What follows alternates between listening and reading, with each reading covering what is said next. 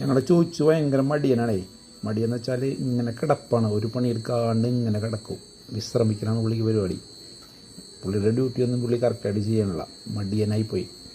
അപ്പോൾ എന്ത് ചെയ്യണമെന്ന് വെച്ച് കഴിഞ്ഞാൽ ചോദിച്ചുവിനി എക്സർസൈസ് കൊടുക്കും.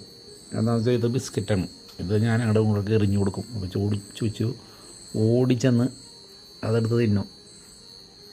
എവിടെയുണ്ട് നമ്മളെ മഹാൻ? കാണിച്ചു തരാട്ടെ. ഇപ്പോൾ ചോദിച്ചോ ബിസ്ക്കറ്റ് ദേ ഓട്.